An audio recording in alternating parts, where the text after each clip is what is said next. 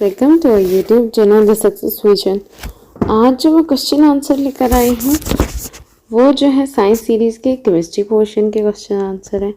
Chemistry portion के question answer बहुत अच्छे क्वेश्चन आंसर है, बहुत अच्छे लेवल के। चलें आप एक बार देख लेते हैं क्या है। Question number 1, with reference to fuel cell in which hydrogen rich fuel and oxygen are used to generate electricity, consider the following statement। ये मोस्टली जो है ना, ये वाला जो क्वेश्चन है आंसर का पेज है, ये है केमिकल रिएक्शन के चैप्टर से, जो आपके चैप्टर में है, जो आपके सिलेबस में है। ठीक, अब आपको बताना है रेफरेंस कौन सा हाइड्रोजन रिच फ्यूल्स में और ऑक्सीजन में अगर यूज होते हैं जनरेट इलेक्ट्रिसिटी के लिए, क्यों होते हैं। If pure hydrogen is used as a fuel, the pure energy cell emits heat and water as by product. Pure hydrogen जो है वो फ्यूल के तरह का यूज होता है और फ्यूल जो है वो इमिट करती है हीट, या फ्यूल जो है वो इमिट हीट करता है और वाटर जो है एज ए बाई प्रोडक्ट होता है। Second is fuel cells can be used by powering building and not for small devices like laptop computer। fuel cells जो होता है वो powering building के लिए यूज होता है और fuel cell जो है वो छोटी मोटी लैपटॉप कंप्यूटर्स के लिए यूज नहीं होता है। fuel cell produce electricity in the form of alternating current AC। क्या fuel cell जो है वो AC के फॉर्म में जो है वो करंट लेते हैं। इस सबसे पहले आपको क्वेश्चन क्या था कि ऑक्सीजन और हाइड्रोजन रिच फ्यूल जो है और ऑक्सीजन जो है वो इलेक्ट्रिसिटी जनरेट करने को ही है। अब आपको with reference to fuel cell है, आपको बताना था फ्यूल सेल के बाद से कौन सी फॉलोइंग स्टेटमेंट जो है वो ठीक होगी। कौन सी ठीक है? फर्स्ट, कि प्योर हाइड्रोजन को अगर हम ऐसे फ्यूल लेंगे तो फ्यूल सेल क्या इमिट करेगा? Heat and water by product. बाकी तो स्टेटमेंट्स टोटली रॉन्ग हैं। यहाँ पे दिया है which of the following state, हाँ ये इसका ओनली वन, ठीक, क्योंकि यही एक चीज ठीक होती है। Next, which of the following is are example of chemical change. अब आपको बताना है इनमें से कौन सी एग्जाम्पल है केमिकल चेंज की। A, crystallisation of sodium chloride, second melting of ice, third souring of milk. अब आपको बताना है इनमें से केमिकल चेंज कौन सी है। क्रिस्टलाइजेशन ऑफ, क्या क्रिस्टल बनना, किसके क्रिस्टल बनना? सोडियम क्लोराइड के। सोडियम क्लोराइड क्या होता है? NaCl, मतलब नमक, ठीक। क्या नमक के क्रिस्टल बनना, नमक के क्रिस्टल बन जाना, ये एक केमिकल चेंज है। केमिकल चेंज क्या होता है? केमिकल चेंज होता है इन विच new substance is formed from old substance।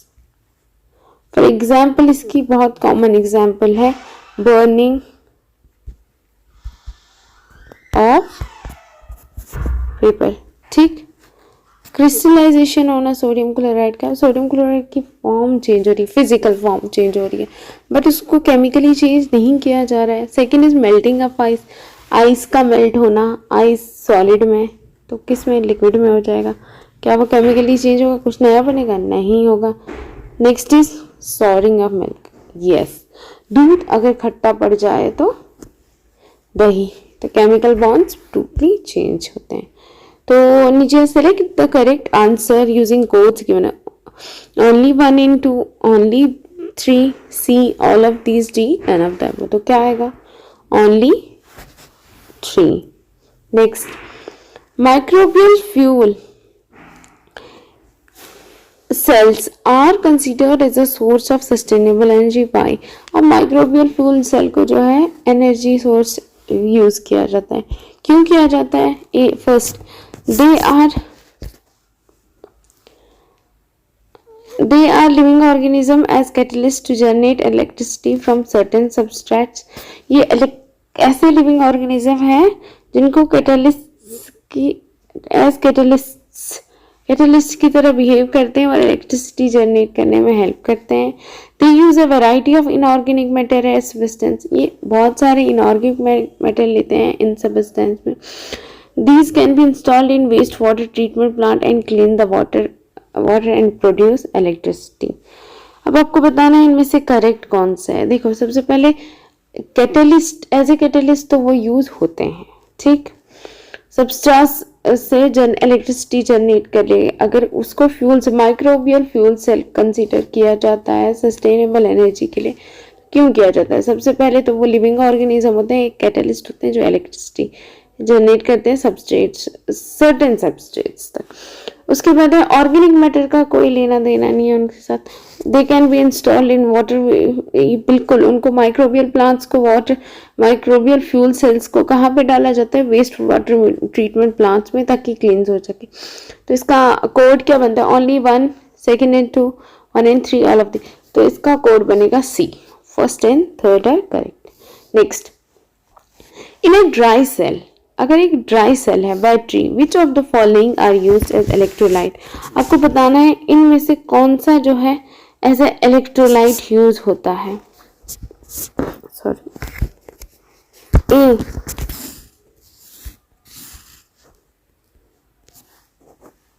Ammonium chloride and zinc chloride, B sodium chloride and calcium chloride, C magnesium chloride and zinc chloride, D ammonium chloride and calcium chloride. सबसे पहले calcium की तो batteries होती नहीं, दो option तो वहीं cut गए हमारे, है ना।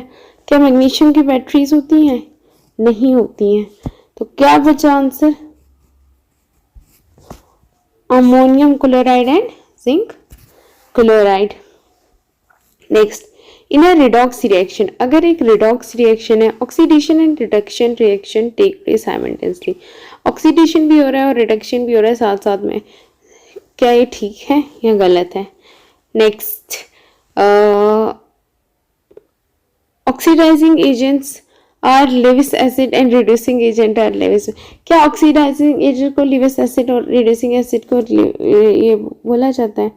विच of the following statements are incorrect. ऊपर दिए गए कौन से स्टेटमेंट इनकरेक्ट है, गलत है? रिडॉक्स रिएक्शन उसी रिएक्शन को कहते हैं जिसमें ऑक्सीडेशन और रिडक्शन साथ साथ में होती है, ये तो करेक्ट है, ठीक। नेक्स्ट, ऑक्सीडाइजिंग एजेंट को लेविस एसिड बोला जाता है और इसको, तो इनमें से गलत तो कोई भी नहीं है। Both 1 and 2, only 1, neither 1 neither 2, क्योंकि both are correct statements. Next, reaction in which heat is released along with the formation of product are called exothermic chemical reaction. ऐसी रिएक्शन जिसमें हीट जो है वो रिलीज की जाए फॉर्मेशन के साथ, उसको एक्सोथर्मिक रिएक्शन कहा जाता है। Next, reaction in which energy is absorbed are known as endothermic reaction. Energy जिसमें एब्सॉर्ब की जाती है उसको एंडोथर्मिक बोलते हैं। Which of the following statements is above are correct. अब आपको बताना है इनमें से करेक्ट कौन सी स्टेटमेंट है, पहली, दूसरी, तीसरी या ये। तो दोनों करेक्ट हैं, क्योंकि अभी हमने पढ़ा एंडोथर्मिक में एनर्जी का हीट फॉर्म होता है, हीट रिलीज होती है, एनर्जी एब्जॉर्ब होती है और एक्सो में एग्जिट होती है। Next, consider the following statement regarding electrolysis. अब आपको इलेक्ट्रोलिसिस के रिगार्डिंग जो है ये स्टेटमेंट है। Electrolysis is carried out in electrolytic cells. Electrolysis जो है इलेक्ट्रोलिटिक सेल में होता है। Yes, aluminum is produced by the electrolysis of molten aluminum oxide in the presence of cryotile. Therefore, electrolysis is useful in extraction of metal. Aluminum जो है produce होता है electrolysis molten aluminium oxide में, presence क्या होती है? क्लायर। तो aluminium जो है वो एक्सट्रैक्शन ऑफ मेटल में हेल्प करता है। अब इनमें से कौन सी स्टेटमेंट करेक्ट है ना? Both 1 and 2, only 1, C, only 2, D, neither 1 neither 2। तो ये दोनों स्टेटमेंट्स क्या है? करेक्ट हैं।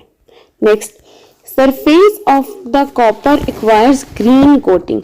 जब ग्रीन कोटिंग सरफेस एक्वायर करता है कॉपर की और basic carbon copper carbonate in moist air, जब ये करता है, the rusting of iron can be prevented bye. क्या ऐसा होता है?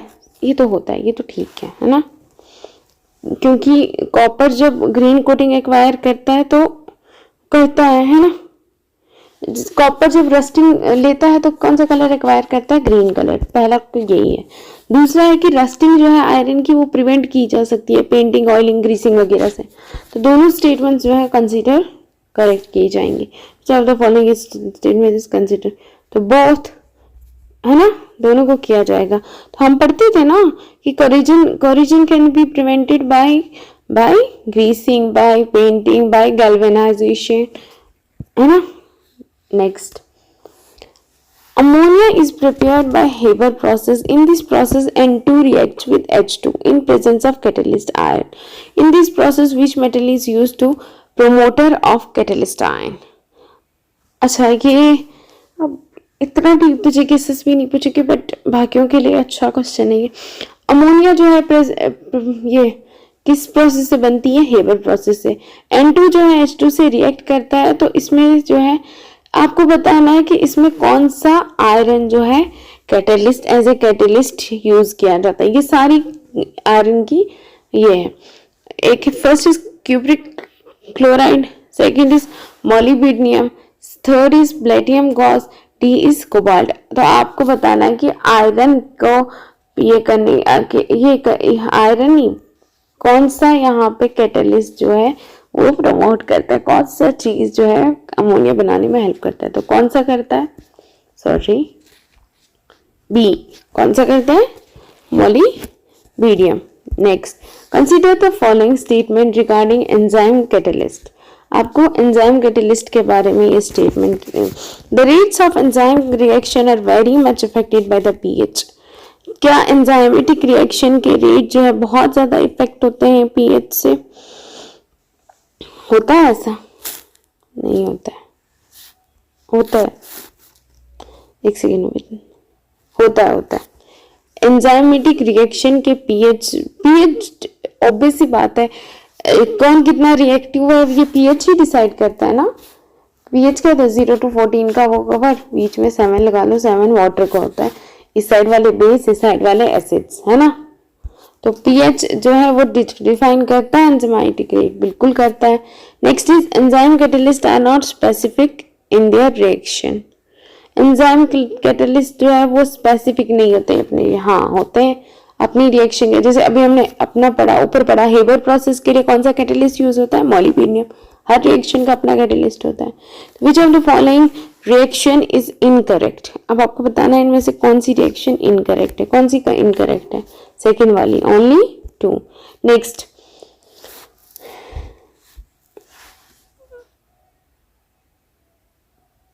Okay, pure water does not conduct electricity because it's almost un-ionised.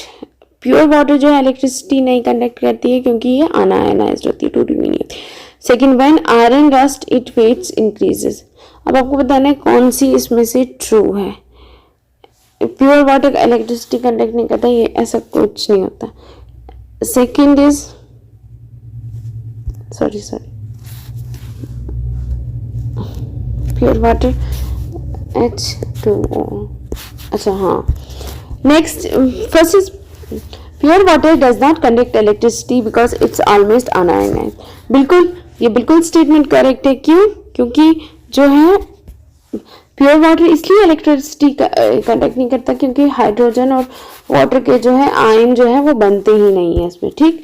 Next, iron जो है रस्ट होता है, इट वेट्स इंक्रीजेस। आयरन जब रस्ट होता है तो उसका आयरन के ऊपर रस्ट आएगा तो इंक्रीज उसका वेट हो जाएगा, बिल्कुल। Chemical reaction become faster at a high temperature. अगर आप किसी चीज को हाई टेम्परेचर दोगे तो उसकी चीज जो है वो बहुत जल्दी हो जाएगी, बिल्कुल। At high temperature molecular motion become more rapid. अगर आप किसी चीज को टेम्परेचर, जैसे सपोज आइस के मॉलिक्यूल्स ऐसे पैक्ड है, ठीक। अगर आप उसको बार बार टेम्परेचर दोगे तो वो मॉलिक्यूल्स क्या हो जाएंगे, स्प्लिट हो जाएंगे। सेम ये केमिकल रिएक्शन जो है, जिस तरह से ये हीट प्रोवाइड की आप लोगों ने, ये दो ना स्टार्ट करिए, ठीक। नेक्स्ट, अब आपको इसमें से ऑप्शन जो है चारों करेक्ट है, वो शायद कट गया है, सॉरी, तो इसका आ जाएगा all of the above. Next, next question आता है, सॉरी क्वेश्चन ही नहीं है आपका। विच ऑफ द फॉलोइंग, चलिए हम नेक्स्ट पेज का क्वेश्चन कर लेते हैं।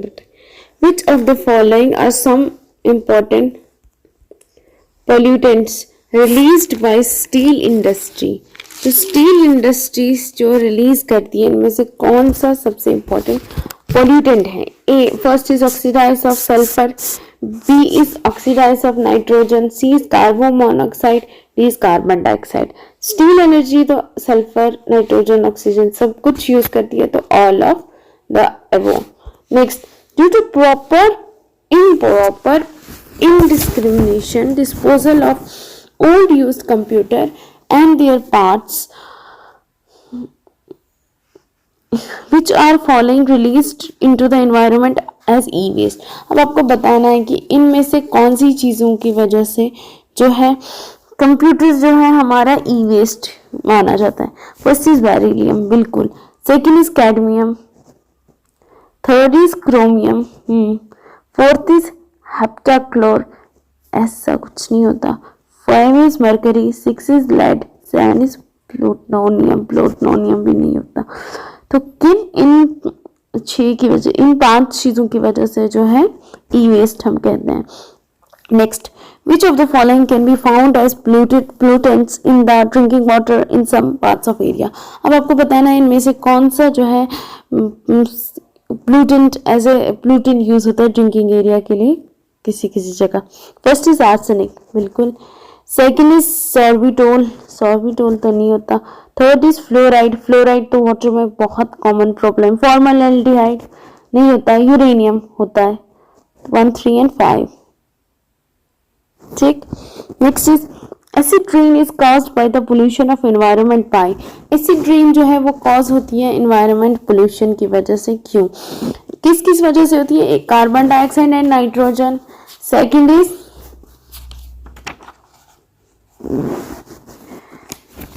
Carbon monoxide and carbon dioxide, third is ozone and carbon dioxide, fourth is nitrous oxide and sulphur dioxide.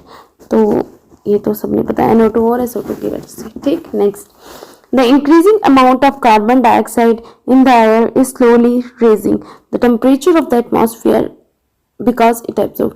क्यों अमाउंट ऑफ कार्बन डाइऑक्साइड जो है प्रेजेंट होता है जो हमारे टेम्परेचर में वो ज्यादा होता है? A, the water vapors of the air are retained its heat. B, the UV part of the solar radiation. C, all the solar radiation. D, the IR infrared part of the solar radiation। आपको बताना है इनमें से किसकी वजह से carbon dioxide का amount जो है एयर में जो है वो बढ़ता जा रहा है। तो किसकी वजह से हो रहा है? The infrared IR part of the solar radiation की वजह से। Next, consider the following statement. CFC chlorofluorocarbons are known as ozone depleting substance. इनको क्यों कहा जाता है ओजोन डिप्लीटिंग सब्सटेंस? तो देखें, इन द प्रोडक्शन किस किस चीज में इनको यूज किया जाता है? CFC प्लास्टिक फॉर्म्स में यूज होते हैं। In the production of tubeless tyres की प्रोडक्शन में भी हेल्प करते हैं। इन क्लीनिंग सर्टेन इलेक्ट्रॉनिक कंपोनेंट, अगर कोई इलेक्ट्रॉनिक कंपोनेंट हमें साफ करना होगा तो उसमें भी ये यूज होते हैं। Next is as pressuring agents in aerosol can, बिल्कुल pressuring agents in aerosol. CFC हर जगह काम आते हैं इन चारों चीजों में। Next, the jet aircraft fly very easily and smoothly in lower stratosphere. जो जेट एयरक्राफ्ट होते हैं वो बहुत इजीली जो है मूव करते हैं, कहाँ? लोअर स्ट्रेटोस्फीयर में। Why could be the appropriate explanation.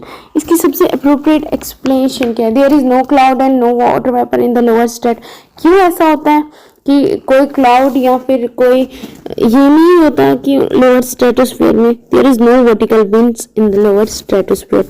अब आपको बताना है इनमें से कौन सा करेक्ट जो है वो ठीक है। लोअर स्ट्रेटोस्फीयर पे अगर जेट एयरक्राफ्ट उड़ते हैं इतने आराम से तो कैसे उड़ पाते हैं? क्योंकि ये both explanation, there is no clouds, है ना, कोई क्लाउड नहीं होता वहां पे स्ट्रेटोस्फीयर में। Next is there is no vertical vanes. ठीक, दोनों ऑप्शन आएंगे। अब कौन सा ऑप्शन करेक्ट है? दोनों। तो कौन सा? C. Next, human activities in the recent past have caused, human activity जो है रिसेंट पास्ट में उन्होंने क्या कॉज किया है? Concentration of carbon dioxide in the atmosphere. Concentration किसका? कार्बन डाइऑक्साइड का एटमॉस्फेयर में, but a lot of it, लेकिन बहुत ज्यादा। It does not remain in the lower atmosphere. अब आपको बताना कि ये लोअर एटमॉस्फेयर में क्यों नहीं होता है। First, it escape into the outer stratosphere, ये आउटर स्ट्रेटोस्फेयर में खुद ही चला जाता है। Photosynthesis by phytoplankton in the sea. अब आपको बताना फाइटोप्लैंक्टन्स की वजह से सी में, ओशंस में, the trapping of the air in the polar ice caps की वजह से जो है क्यों जाता है? The photosynthesis by the phytoplanktons in the oceans. कहाँ ये कौन सा करेक्ट है इनमें से? तो इनमें से करेक्ट कौन सा आएगा? Only 2। Next, recently oil zapper was in news, what was it? अभी रिसेंटली नहीं था, ये बुक अराउंड 2020 की है, तो ऑयल ज़ैपर तब ये था। इट इज एन, बट ये उससे बहुत पुराना क्वेश्चन है, तो ये तो नहीं आएगा आपको। It is an eco friendly technology for the remediation of oily sludge and oily spills. It is the latest technology developed for undersea oil exploration. It is genetically engineered, high biofuel yielding maize variety. Next, it is latest technology to control the accidentally caused flames of the oil well. देखो ये क्या है? एक ऐसी eco friendly technology है जिसकी वजह से स्लज और ऑयल फिल्स जो है वो आराम से गल जाते हैं। क्या बोलते हैं? Oil zapper. Next, the formation of ozone hole in the Antarctica region has caused a concern. जो ओजोन होल बनता है अंटार्कटिका रीजन में, इसने बहुत ज़्यादा एक मतलब परेशानी वाली ये की है। What could be the reason for the formation of this hole? क्या इसका रीजन हो सकता है? A, presence of prominent troposphere turbulence and inflow of CFCs। तो क्या ट्रोपोस्फियर का इतना ज़्यादा टर्बुलेंस होना या फिर CFC का इतना प्रेजेंट होना? Next, presence of prominent polar front end stratosphere clouds and inflow of CFC। ये सब चीज़ें होना, क्लाउड्स होना, प्रोमिनेंट पोलर होना और CFC होना। Absence of polar front end stratosphere clouds and inflow of methane and CFC, increased temperature at polar region due to global warming। तो क्या आएगा इसका? इसका आएगा presence of prominent polar front and stratospheric cloud। ये next, ultraviolet rays coming from the sun cause skin cancer। क्या ये ठीक है या गलत है? ठीक है, ये होता है ना, UV rays cause skin cancer. Next, carbon monoxide is harmful for human being as it is with high affinity for haemoglobin as compare to oxygen. Yes. Next, Taj Mahal is threaten pollution by sulphur dioxide. कौन सा pollution लगता है इसको? Yes, correct. BOD is biological oxygen demand. Yes. अब इसको मैं क्या बताना भी चाहती हूँ? Following is correct. तो ऑल आर करेक्ट। अभी हमारा एक पेज बचता है, इसका क्वेश्चन मैंने ढूंढ लिया। फायदा, इसका क्वेश्चन है क्लोरीनेशन।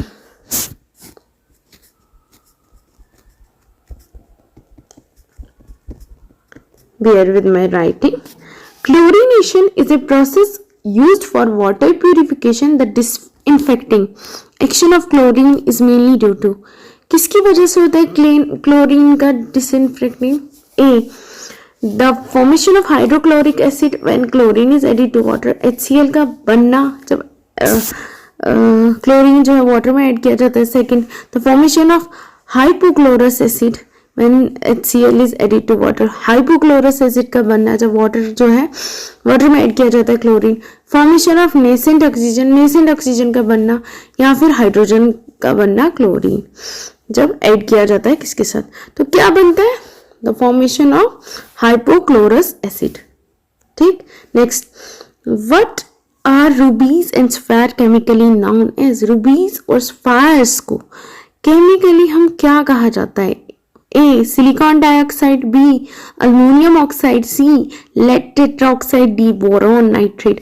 चलिए ये आपका जो है वो होमवर्क क्वेश्चन है, ठीक। इसका आंसर मुझे जरूर कीजिएगा कि रूबीज और सफायर्स को, सफायर होता है ना नीलम का पत्थर, जिससे किश्तवाड़ के लिए में बड़ा फिर, तो आपको इसका आंसर करना है। What is the pH level of blood in a normal person? एक नॉर्मल पर्सन में पीएच लेवल क्या होता है ब्लड का?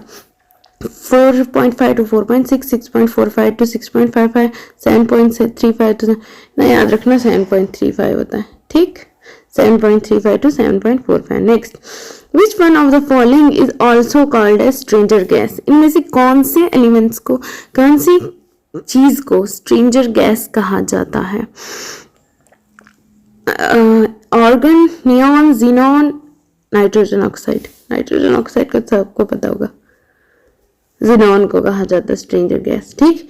विच of the one of the following pair of metals constitute the lightest metal and the heaviest metal respect? अब आपको बताना है इनमें से सबसे हैवीएस्ट मेटल और सबसे लाइटेस्ट मेटल कौन सा होता है। First is lithium and second is mercury, second is lithium and third is mercury, second is lithium and osmium, third is aluminium and osmium, D is aluminium and mercury. Lightest element तो होता है lithium और densest होता है या heaviest जिसको बोलते हैं वो होता है ऑस्मियम। चले, which one of the following is called philosopher wool? अब आपको बताना है इनमें से किस एक को फिलोसफर वूल कहा जाता है। A zinc bromide, B zinc nitrate, C zinc oxide, D zinc chloride. तो किसको कहा जाता है? जिंक ऑक्साइड को जो है फिलोसफर वूल कहते हैं। Next, which one of the following does not contain silver? अब इनमें से सिल्वर कौन सा नहीं है? ये बहुत अच्छा क्वेश्चन है क्योंकि आगे जो इसके ये लगता है, ठीक। Next, horn silver, German silver, ruby silver, ल्यूरस कॉस्टिक। ये तो मतलब बहुत बार पूछा गया है। जर्मन सिल्वर जो होता है वो सिल्वर नहीं होता। नेक्स्ट, विच अच्छा फिर जर्मन सिल्वर जो है वो क्या होता है ये भी आप मुझे कमेंट में बताएंगे, कौन से मेटल से एसोसिएटेड होता है। Which other materials generally employed as solder in soldering operation in electronics? अब आपको पता नहीं इनमें से सबसे ज्यादा जो है सोल्जरिंग मटेरियल कौन से होते हैं इलेक्ट्रॉनिक्स के। A iron and tin, B lead and tin, C aluminium and lead, D aluminium and iron. तो कौन से होते हैं सबसे ज्यादा बैटरीज वगैरह? Lead and tin. नेक्स्ट, ये जो क्वेश्चन है ना ये है, which of the following substances are found in the beach sands? Beach होता है ना, बीच सैंड्स कहाँ की बीच सैंड पे मिलता है? केरला की, ठीक। First is ilmenite, B zircon, C sillimanite, fourth tungsten. बड़े ज्यादा मिलते हैं, ठीक। अब आपको बताना है इनमें से कौन कौन सा मिलता है। 1 and 2, 1, 2, 3, 3 and 4, all of this. तो 1, 2, 3 टंगस्टन नहीं मिलता। Next, graphene is frequently in news. What is its importance? अभी आपको मैंने बोला ना